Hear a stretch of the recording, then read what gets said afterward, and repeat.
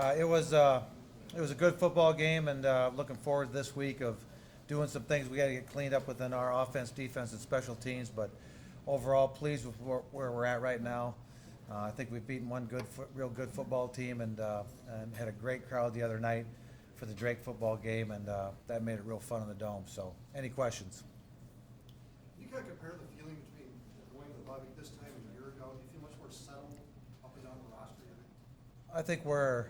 I feel much more content with where we're at right now with these two wins, and I think we have a good handle on our football team of what they're capable of, what their strengths and weaknesses are, and we'll even go into this week after watching film this morning.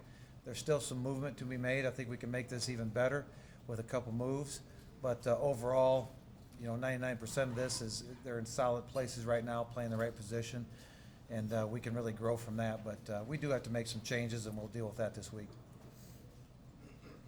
You usually do make a few moves, maybe a guy from offense to defense or a position move. Can you share with us maybe some thoughts that you're looking at this week? Yeah, I'll test the waters because some I move and then I got to move back because it wasn't a good idea after you try it. But there's a couple guys in particular. I don't know if they'll be offense or defense, but they may move another position, so we strengthen that position because I think we found out what we're capable of on defense. I'm really pleased with how our defense has played 2 weeks now, and you kind of see the caliber of offense, and now you see David Johnson and Cole Morgan, so you know where they're at in their experience right now. So we have to find the tight ends and the receivers to make the best combinations. So I'm actually pleased with it all. I think special teams need some work. We were a little sloppy in those areas where I wasn't confident as much as we should be, but this open day really comes for us at a great time. I like a third week, fourth week open day because we can shuffle the deck, clean some things up. We're still healthy, so it's not a week just to get healthy, it's a week to get better in.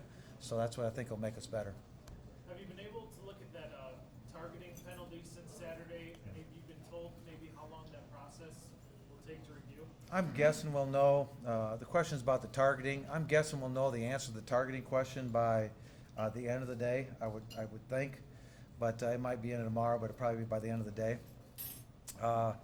It's been looked at, and just as I said the other night, I think it's a very tough call for the officials as well as the players, because in that instance, where the